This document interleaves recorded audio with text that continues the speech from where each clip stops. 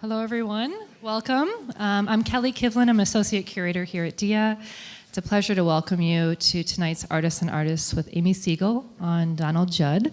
A few things I just want to say thanks to the New York City Department of Cultural Affairs for their generous support of this series, long-standing actually, and the Brooklyn Brewery, of course, for the complimentary beer. And I'm thrilled to introduce Amie, someone I've been able to get to know over the last few years. And it looks like many of you also know her. I'll read a bit of biographical information before her talk begins. She was born in Chicago in 1974 and received her MFA from the School of the Art Institute of Chicago in 1999. She works in a variety of mediums, including film, installation, photography, and even performance. And Siegel documents the mechanisms through which objects take on value, examining issues of cultural ownership and image making inherent in these processes. She often mimics the structure of the cinematic apparatus, and her recent films employ reversals, mirroring, negative, and loops to expose not only the nature of the passage of things, but often the power structures at work in the production of aesthetics, be it objects, places, or even marble. Siegel's recent solo exhibitions include the Metropolitan Museum of Art, New York, Mock Vienna, Temple Bar Dublin, the Kunstmuseum Stuttgart, and the Museum Villa Stuck in Munich. And her current exhibition, The Spear and the Stone, is on view currently at Simon Preston Gallery through June 20th. Thank you again for coming, and it's my pleasure to welcome Amie Siegel.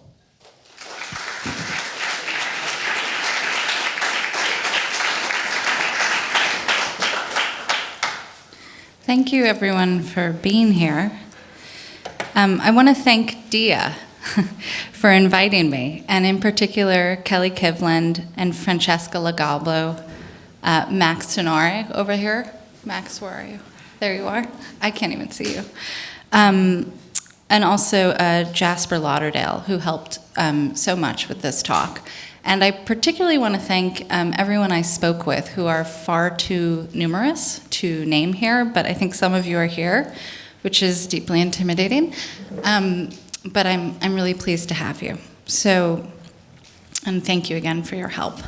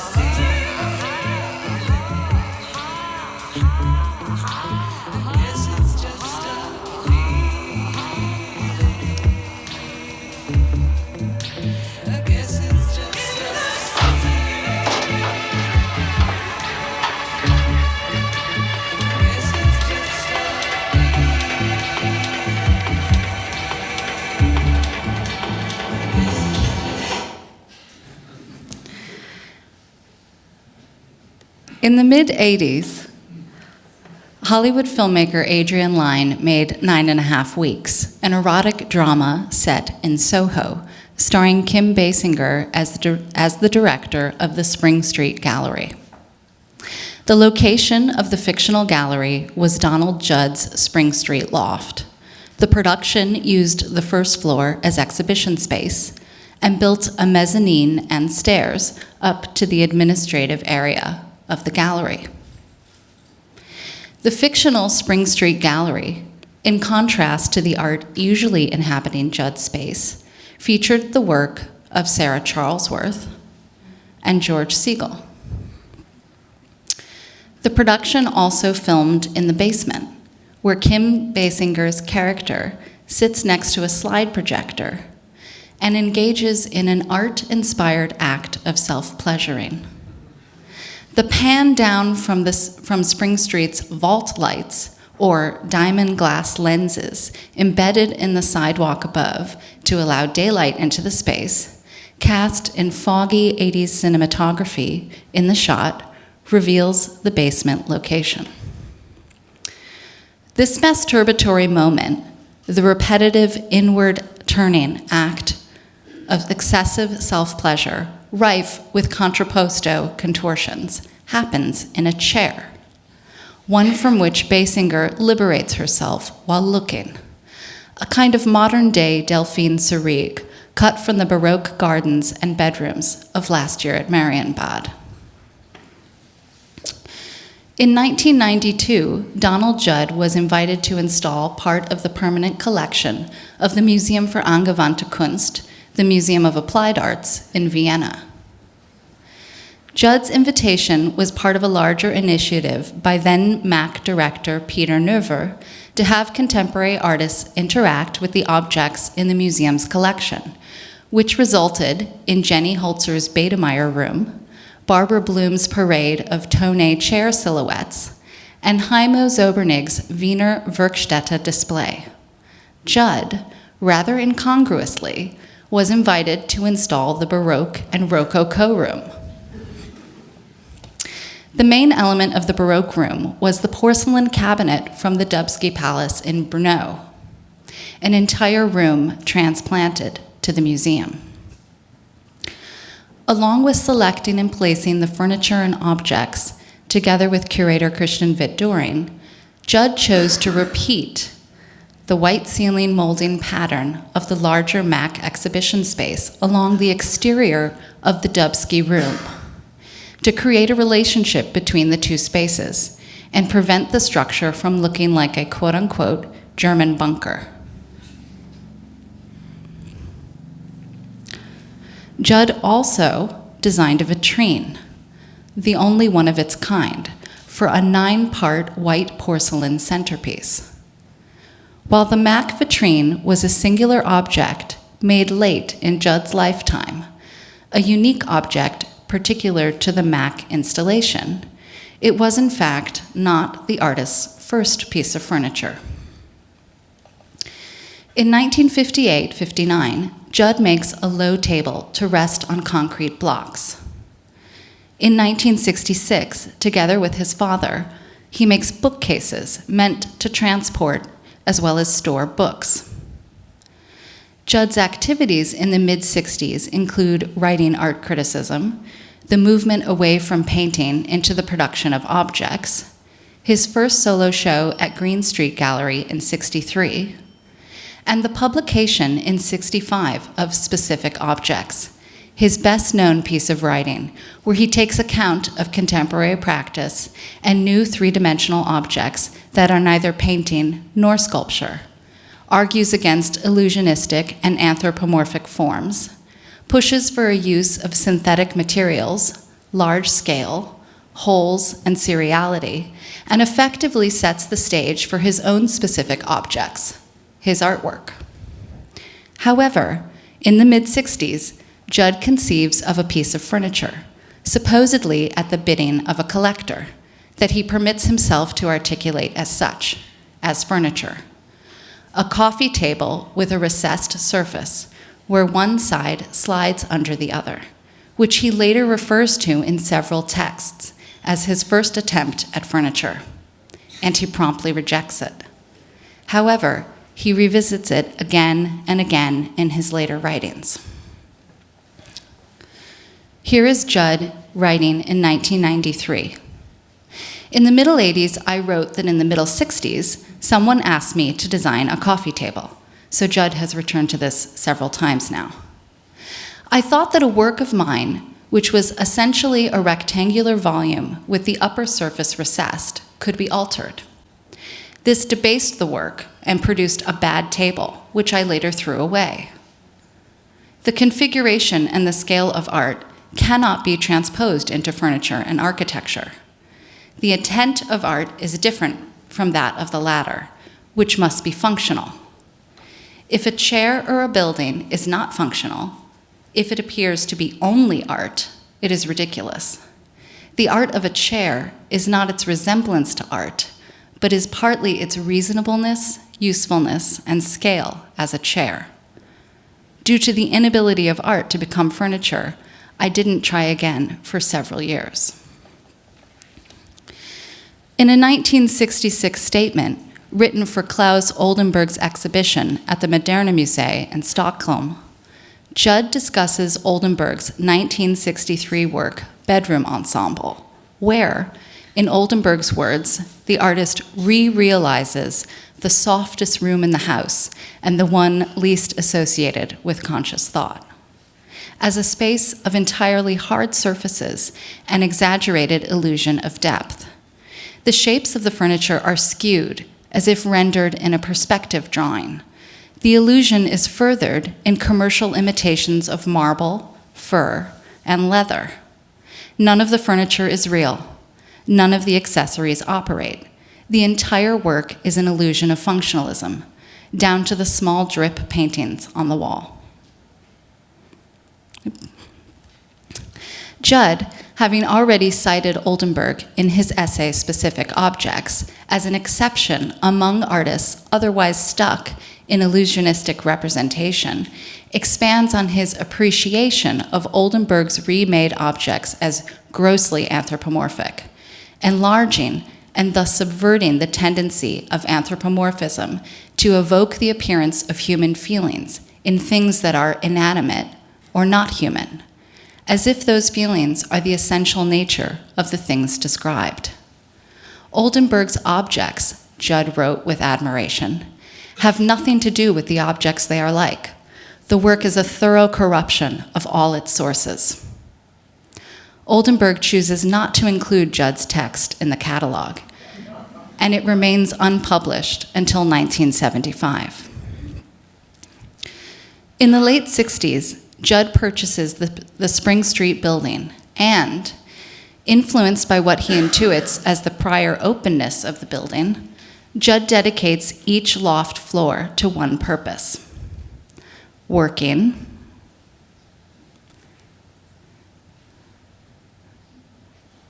eating, and sleeping. For the fifth floor, where he and his young family slept, including his then-wife, dancer Julie Finch, and young son Flavin, Judd conceived of a large platform bed of black walnut made by Peter Ballantine in 1970. Ballantine later becomes the primary fabricator of Judd's plywood artworks. Julie Finch soon asked Judd if they might get a comfortable sofa to sit on, to read to their son, for example. And Judd got this Italian settee, which remains in the Spring Street loft to this day. A few years later, Judd made a pair of sinks at Spring Street and was careful to use a shape for the basin, an ellipse that he had not used in art.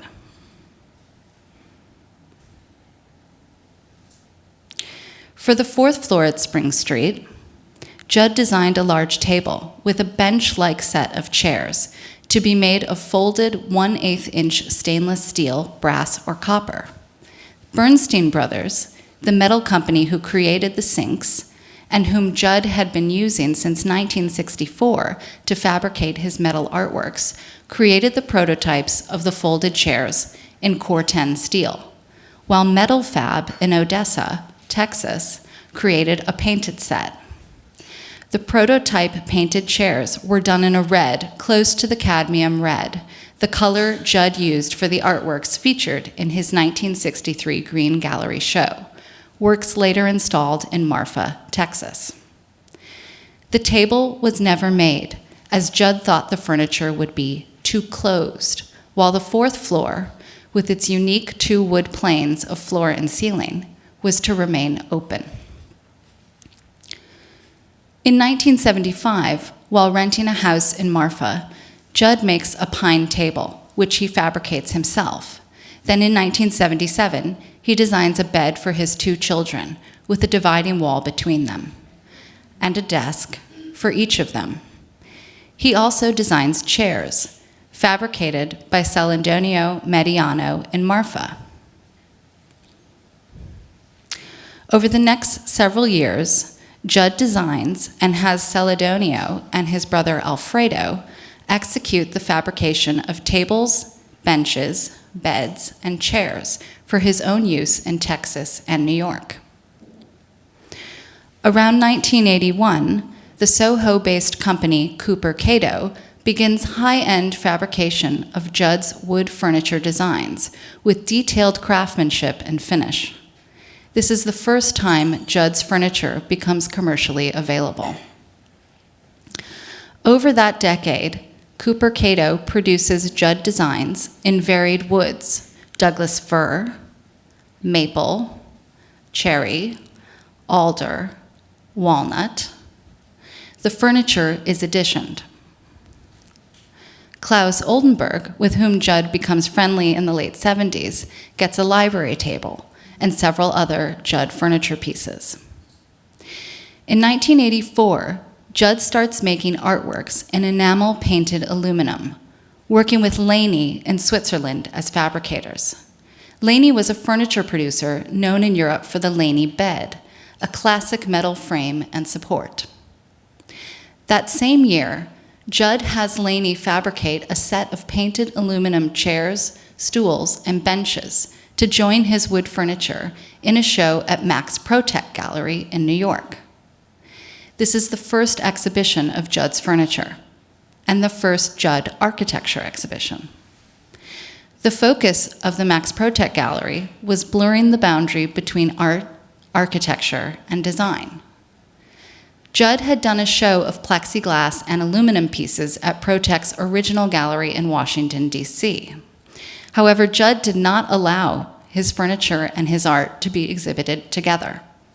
The New York show was called simply Donald Judd, Furniture and Architecture. An article in Studio International, Art Camouflaged as Furniture, appeared coincident with the Protech exhibition and discussed several artists, including Judd and Scott Burton, whose 1983 marble chaise lounge is pictured here with Judd's red aluminum chair, and whom Protech also exhibited and represented. Protech said recently that he viewed Judd's work in terms of Burton. Mentioning a competitive animosity between Judd and Burton, Protech related an anecdote where one night Burton lobbed a brick through the window of Judd's studio out of anger. For Protech, the chronology is Judd writes specific objects. Burton is influenced by it, but stakes his own claim to make functional objects that blur the boundary between art and furniture, and thus art and function, which then influences Judd to make functional objects. Judd continued to make the metal furniture, adding desks, drawers, and bookshelves, in addition to the chairs and tables in 15 colors of painted aluminum, as well as in anodized aluminum, galvanized iron, and copper. Cooper Cato continued to create increasingly elaborate wood finishes until 1989. When Judd hands over fabrication of the wood furniture in an effort to simplify their execution and keep production in-house to recent studio assistants Jeff Jameson and also Rupert Dees, who still produce Judd's wood furniture to this day. The Judd Foundation makes distinctions between two kinds of Judd furniture: lifetime furniture, anything made pre-1994, prior to Judd's death, and furniture made afterward. Judd furniture is for sale through the Foundation website.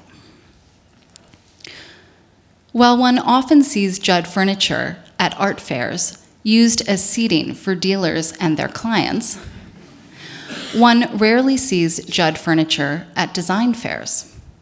Many design fairs deny booths who apply to participate with Judd furniture because the construction of value in the Judd furniture market is quixotic and nebulous, depending almost entirely on provenance. Judd's early metal furniture pieces are in editions of 10, as well as the Cooper Cato wood furniture. However, within these editions of 10, you might have 10 to 15 designs, each of which are available in 15 to 20 colors or wood finishes. Thus, editions increase considerably. The Laney and Janssen fabricated metal pieces after a certain point were numbered, but not editioned, though these numbers, which are really authentication numbers, often pose in auction catalogs as edition numbers.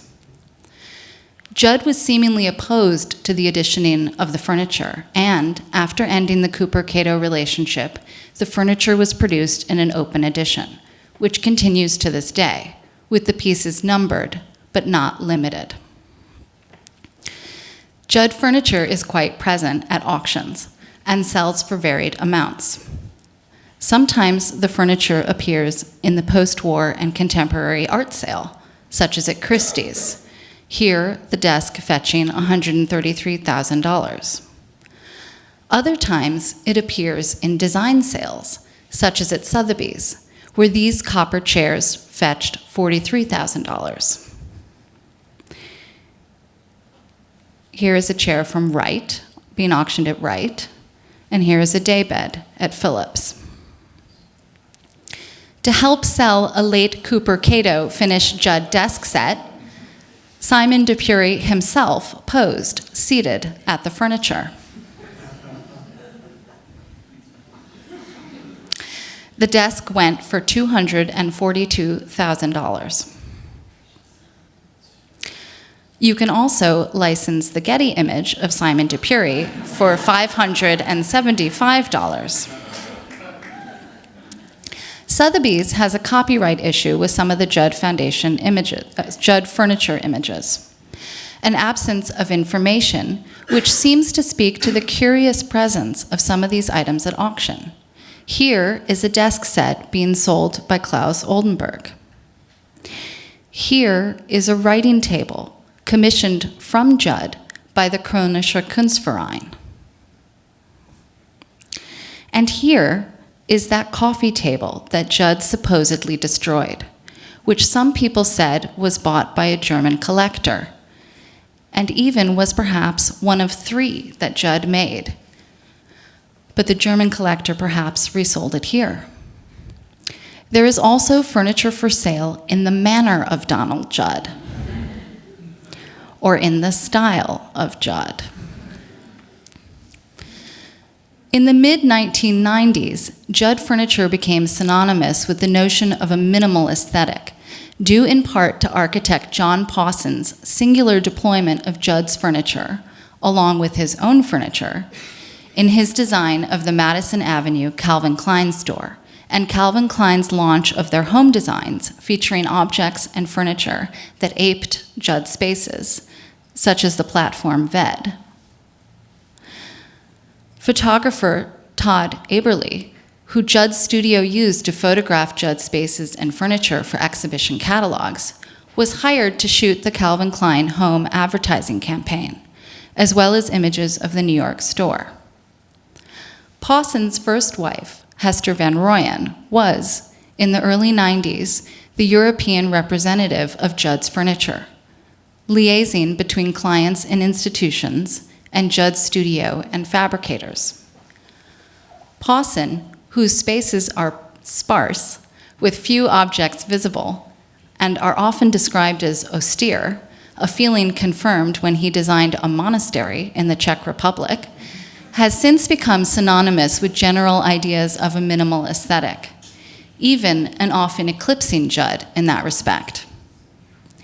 Yet his work never seems to quite sever itself from the Judd referent, and the referent is one he cultivates.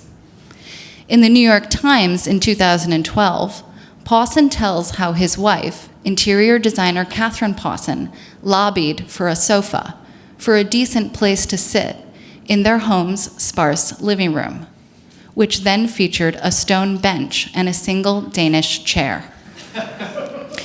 Pawson finally gave in, purchasing a single settee, uncannily echoing the story about Judd and the fifth-floor furniture. The settee the Pawsons acquire is one designed by Pierre Jeanneret from the Le Corbusier-built city of Chandigarh, India. The Judd furniture is an accessible status symbol, but it's not so much concerned with power, with rarity, as with sophistication. It's a self-consciously academic choice because it reads as anti-bourgeois. As a design specialist said to me recently, if you choose to punctuate a room with this moment, you're saying, I know better. Judd himself was, from the start, an avid collector of things: homes, objects, furniture, tools, artworks.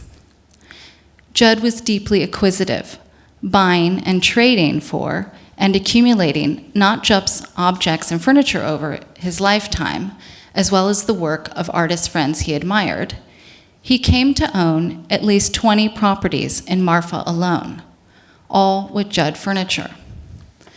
The block for his home and studio, the bank building, the Cobb and White houses, the supermarket, which eventually became his art studio, the architecture office, the ranch office, the print studio, the Chamberlain building, a house in Eichelturn, Switzerland,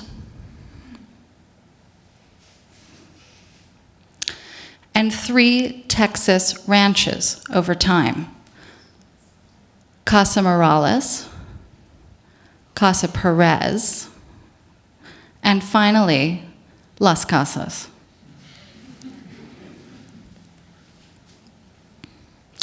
As well as, of course, Spring Street. And, it turns out, an apartment and studio in Cologne. Judd also bought land, quite a bit of it, ensuring no further development adjacent to his ranches south of Marfa. Judd's grandfather restored furniture. Judd's daughter, Rainer, recalled her grandmother bought old farm equipment at estate sales: spades, milking stools with cut-out stars placed them around her home. She remembers a collection of 6 brass scales and a wall hung with antique tools. Early on at Spring Street, Judd was already accumulating things of interest. In this 1970s image of the 5th floor, one can discern, in addition to the platform bed, on the left side is a glass Larry Bell work, 2 Gerrit Rietveld chairs just past the TV and fan, a Swedish settee at the far end of the space, a layering of textiles on the floor, and a Chamberlain work on the opposite wall.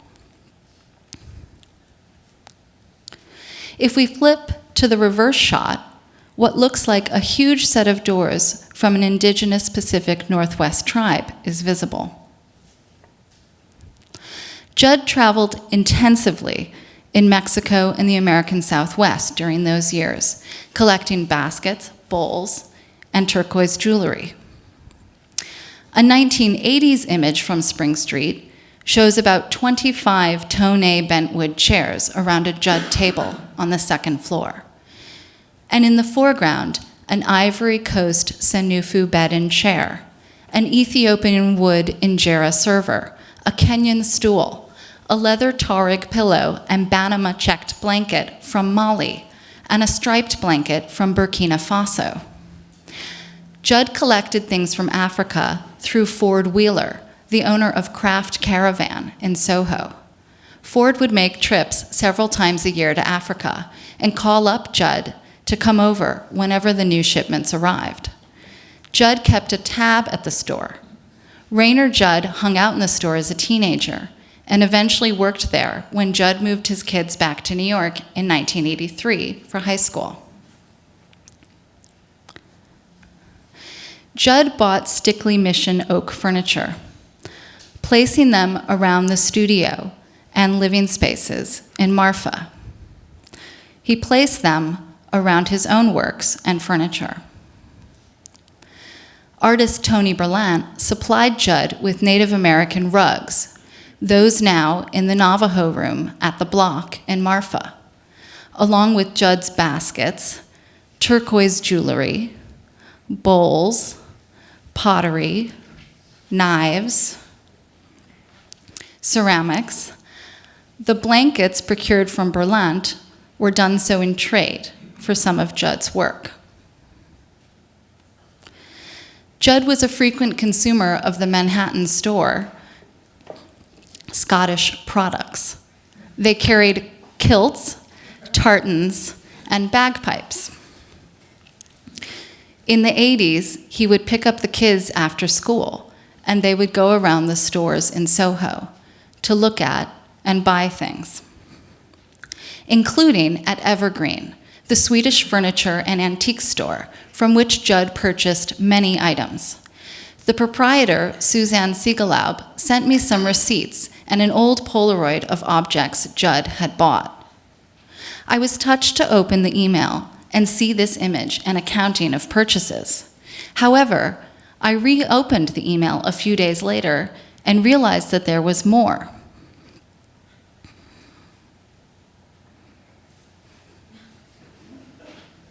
There was, in fact, much, much more.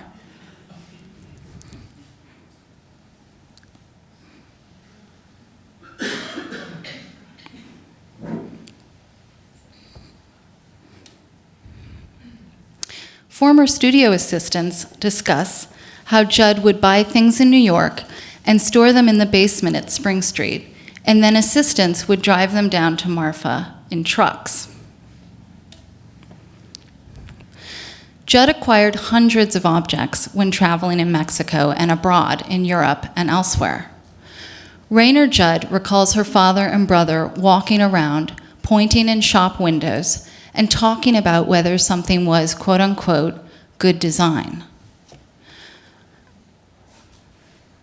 When traveling, the first thing Judd would ask upon entering a store was, "Do you ship?" And if they said yes, Judd would start shopping. Judd didn't just buy one thing. He would buy 10 of each thing for each home. Italian ceramic bowls, Mexican pottery, glassware, tools, knives, pots, canteens.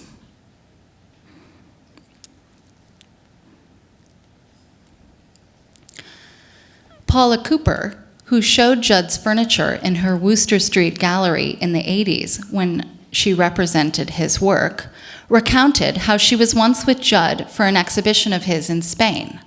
They walked into a leather goods store in Barcelona, and Judd didn't buy one bag or 2 bags, he bought 5. A telling space for Judd's concerns is the bank building in downtown Marfa, which Judd established as an architecture studio, filling it with furniture, works and objects by architects and artists he admired. The downstairs features a Mies van der Rohe chair, Spanish chests, an alto end table, a large Swedish table from Evergreen, a Mexican sideboard with a Wiener Werkstätte pitcher and wash basin, an Iranian bowl, and Frank Lloyd Wright candlesticks. There is also a demi-tasse set with designs by Judd. There are 2 Gerrit Rietveld benches made of pine and painted steel that were designed as pews in 1963 for a church Rietveld did in the Netherlands, which was later transformed into a library, and the Rietveld pews were sold off. Judd later acquired these in a trade from a Dutch and Finnish artist he heard had purchased them. Upstairs in the architecture studio, room after room is filled with furniture by Alvar Aalto, Mies van der Rohe, Rietveld, including early prototypes and surprising moments of Biedermeier furniture, objects by L. Lissitzky and Joseph Hoffman, and, of course, furniture by Judd himself. Peter Ballantine recalls traveling in Finland with Judd and stopping in a showroom in Helsinki, where Judd proceeds to buy about 25 to 30 Aalto pieces. It made their day, Ballantine said of the sales reps. The architecture studio also features etchings by Rembrandt, works by Theo van Doesburg and Joseph Albers.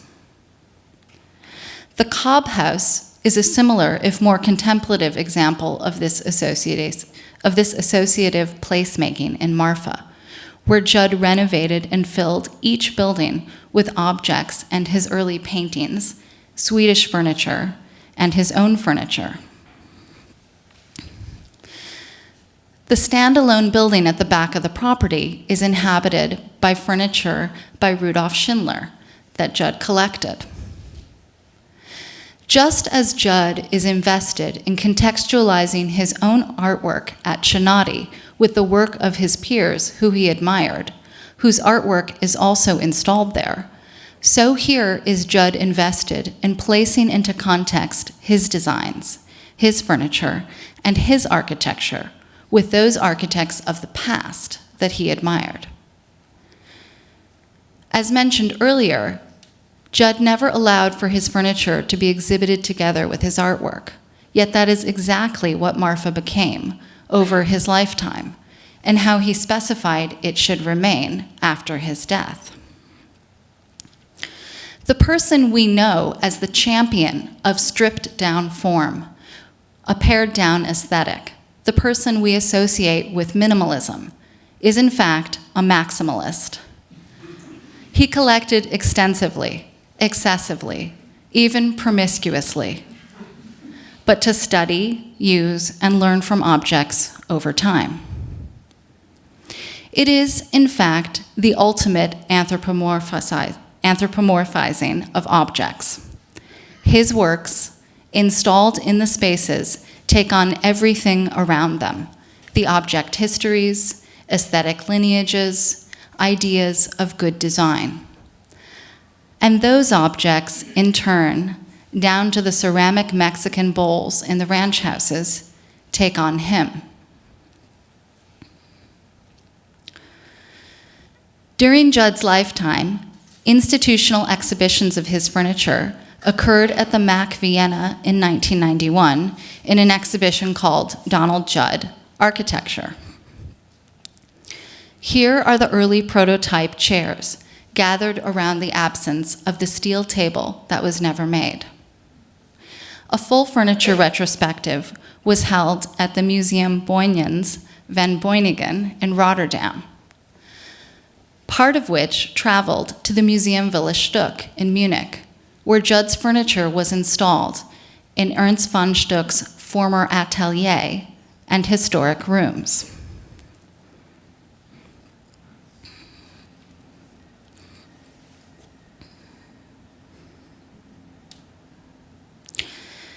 Klaus Oldenburg's 1963 work, Bedroom Ensemble, is important because Oldenburg and Scott Burton are perhaps two opposite sides of the spectrum, with Judd in the non-declarative middle. Both Oldenburg and Burton are playing with surrogates, with a kind of once-removed anthropomorphism that, in its alienation from, or in the case of Burton, confusion with, being a direct referent, opens up a space for art in the forms of furniture.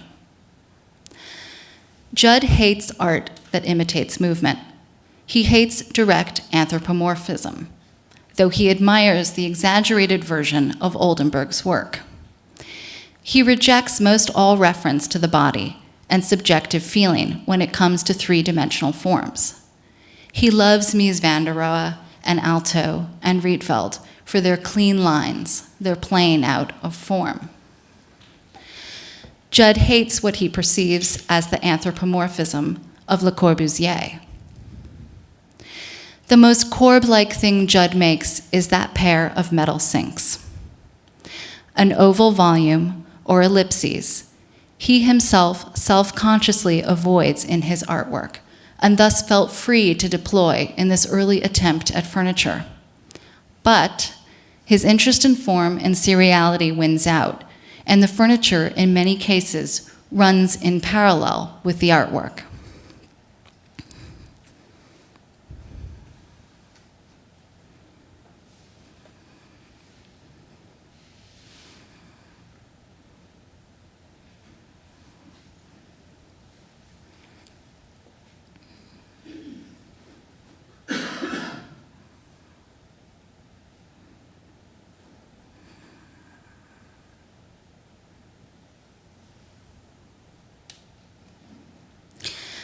At the end of his life, Judd makes steel and slate furniture, which gives background to the singular vitrine he has made for the Mack Vienna Baroque Room. In that vitrine, he has done something completely contrary to museum logic. He has taken what is usually a continuous piece of glass and broken it into separate but still connected volumes. It is a viewing cabinet, rather like the interior Dubsky room inside the room. But it is also in parts. The breaking up of the expectation of continuity underlines the excessive length and temporal unfolding of the object it contains, the white porcelain centerpiece. Judd has created a space for display, for exhibition with the vitrine, which holds in stillness its still object. The vitrine's long, serial, monochromatic volumes of glass seem to harken back to a space which might be considered Judd's first space of exhibition and display, blurring physical boundaries and contextualizing art with functional objects, Spring Street.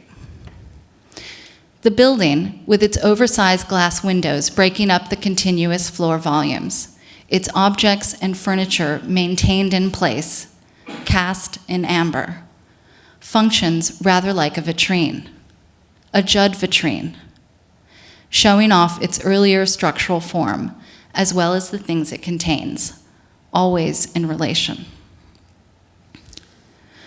Spring Street's windows, never curtained, provide an invitation to look in, to be looked at, as much as to look out from.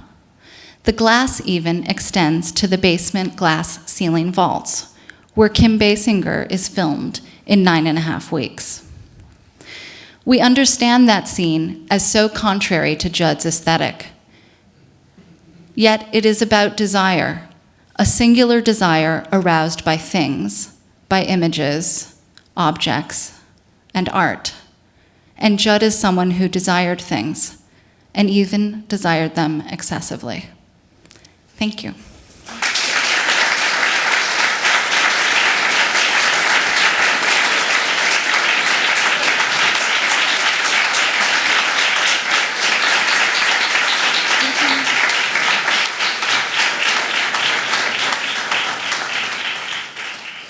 It's extraordinary. I'm sure there's lots of questions percolating, I hope.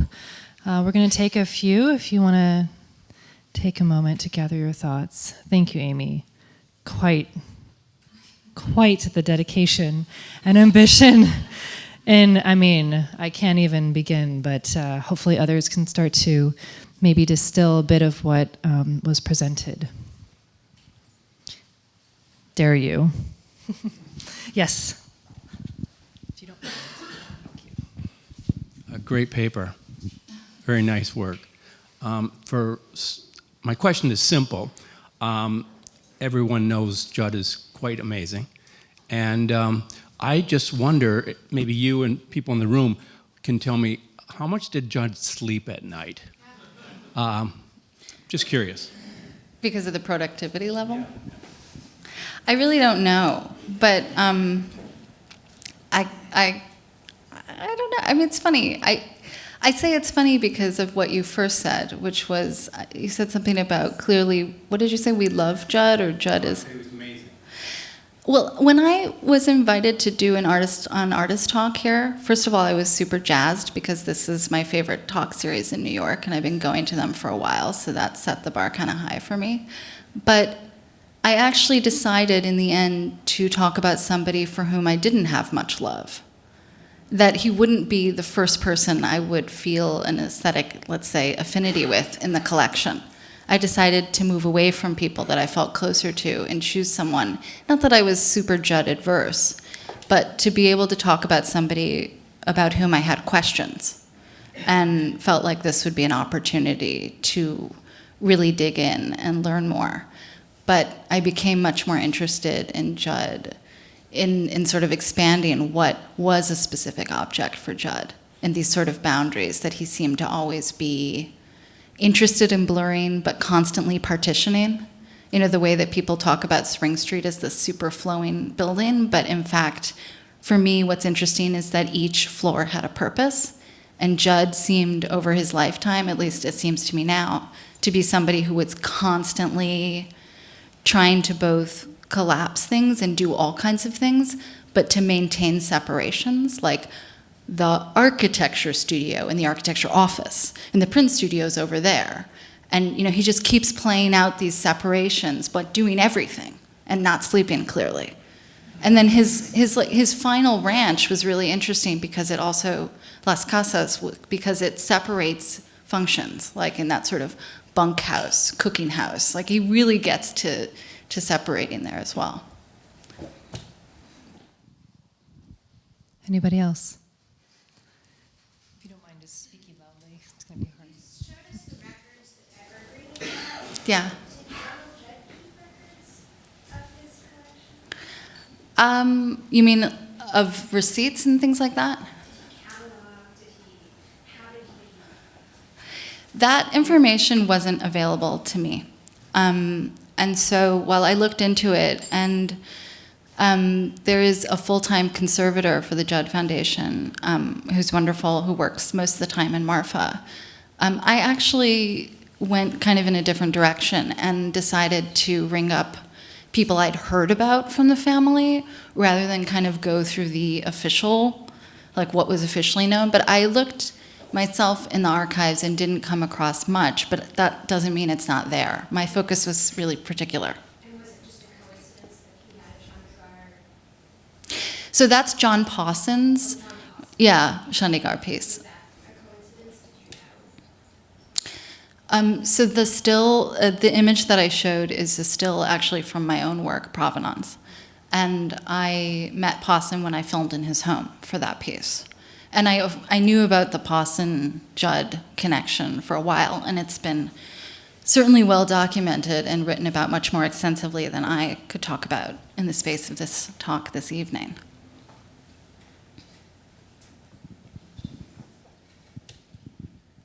Thank you so much for that talk. It's the first interesting talk I've heard on Judd in a very long time.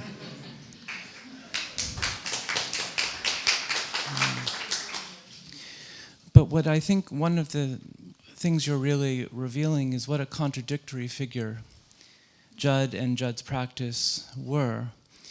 And one can go all the way back to Smithson and Krauss's essays on Judd in 65 and 66, where they talk about these boxes with their gleaming surfaces as being very illusionistic. We think of Judd as an anti-illusionistic artist, and just giving you the shape and the materiality, and there's nothing else there, this minimalist cliche of Stella's remark, what you see is what you see. And what they revealed is what a contradictory thing a Judd box is.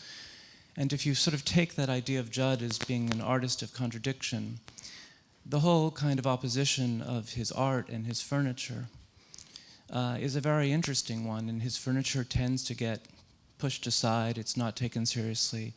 And you have taken Judd's furniture seriously, and that has allowed us to see how contradictory Judd is, which is very, starting to reveal what an interesting artist Judd is, that it's beyond the specific object 1965 Judd that we all think about. And one of the interesting things you teased out in his early criticism, he's talking a lot about European art, that European art is over and done with, and all its implications, and how increasingly he becomes very interested in de Stijl, in European modernism, in different media, the different studios, right? The specific object was about getting rid of medium distinction, but he reasserts medium distinction with these different studios. He gets interested in European modernism in his later, and it's as if his furniture takes him there. It gives him the permission to think about European modernism, which he had repressed in his early criticism. So you're showing us what a contradictory figure he is, but also how there's kind of a difference between early Judd, the high minimalist Judd, and what happens to Judd as early as 68 when he buys Spring Street. I actually think 9.5 Weeks is a weirdly apropos example. And not that Judd and 9.5 Weeks have really anything to do with one another in some way. But there is a scene that I didn't include where they end up at Mickey Rourke's apartment, and he has all this kind of postmodern furniture by architects, and it's the early 80s. And, Judd was so kind of opposed. So what you're saying about modernism and how he becomes, more and more interested in it, in fact, is also set out against postmodernism for him. And, there's that sort of talk that he gives at Yale around, I think it's the late 80s, I can't remember. Maybe it's even 84, 85. It's early 80s, and where he hates both Johnson's architecture. Yeah, and he speaks about his, but it's the first time he really talks about his own architecture and his own interest in those things, but also sets himself out against postmodernism. And I find that really curious. As far as contradiction, I would say that doing the talk, I kind of sailed into an extremely unexpected empathy with him, and really kind of embraced and identified with those feelings of contradiction that I saw, rather than the Judd that I had known prior, who was so kind of closed off to me, the way the early work was, maybe, in a way. Following on that empathy, there's something that I recognize here in the sense of getting a pen that works well and feels like it represents me well, and feeling like I want to get more than one of them, not entirely understanding why. There's desire in that. I think there's also anxiety, fear. I'm attached to this thing now, and I'm worried about having only one of them. And I wonder if you feel that worry might be active with Judd, if it's primal scene furniture or somewhere else. Yeah, that's really interesting. I don't want to, I feel ill-equipped to psychoanalyze Judd as far as the primal scene goes. But, of course, my mind goes to those anecdotes about the parents and the grandparents having tools and things that they put on the wall. I found that really fascinating. It's strange. I almost feel like it has to do with seriality, which is kind of a silly response, but seeing the same thing played out in different contexts, like having the same bowl and then putting it in 10 different houses or 4 different houses, feels like some interest in how form is same and different and how it can be played out in this, through sameness and difference simultaneously, something like that. And I think also there was a tremendous anxiety. Thinking about, I didn't talk about his books or his library. I ditched like 600 images in favor of like the 160 you saw. So, but the books in the library are a huge part of that, and he duplicated, numerous books throughout the houses. So he would have the same book from house to house. And I can't remember, I think this was a secondhand anecdote that one of his children told someone that I spoke to, though I also spoke with them, about, it's in a great interview with them that's in Apartamento, where I think Rainer talks about a giant book that Flavin gave him, And he was into reading it, but he was moving around so much that he took the book apart and put it into like 6 parts or something like that. And then he would take each part with him. And for him to to kind of destroy a book, which things that he treasured was a big thing. But I just thought of all his work. I just thought of the seriality, and I thought he was somehow playing this out unconsciously. But now I am psychoanalyzing, so we'll go on. Maybe 1 or 2 more questions.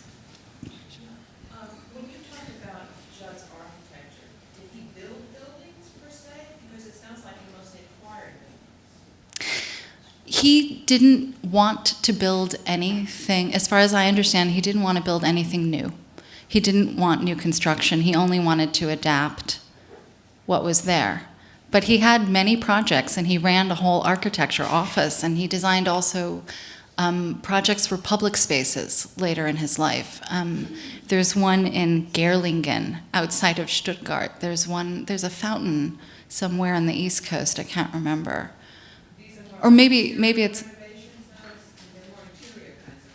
No, I'm saying he also did public spaces, but I think the important thing is that he didn't want to build from scratch. He wanted to adapt structures and make them Judd, basically, because they all become this kind of Judd thing.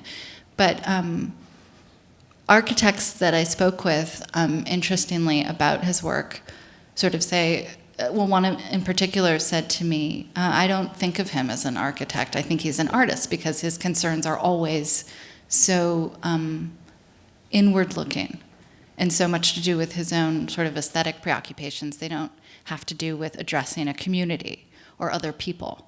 And I thought that was also an interesting way to look at it. Maybe 1 more, if you don't mind. I'm curious, or I enjoyed the way you played with expectations in the paper. With our expectations, first taking and building things up, and not building, and then taking Judd down and constructing him, and moving through criticism to empathy.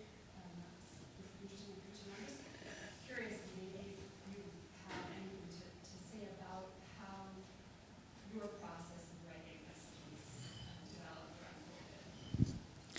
Did everyone hear that? Sorry. I like that it keeps being said as a paper, because I never wrote it. I just collected images and ideas, and I think I actually only sat down to write it fairly recently, or to put it down in some coherent way. But actually, that's exactly how I work in my own work, is that I gather a tremendous amount of things, knowing that they're somehow intuitively, knowing that they're connected, and then kind of sit down and find and refine the connections and layers between them. So at a certain point, I got really uncomfortable, because doing this talk started to feel like a work. And then I started to wonder about that, and then I got into a whole thing about that, and then I decided to just get more sleep and finish the talk. That's a great place to end, I think. Thank you, everyone. Thank you.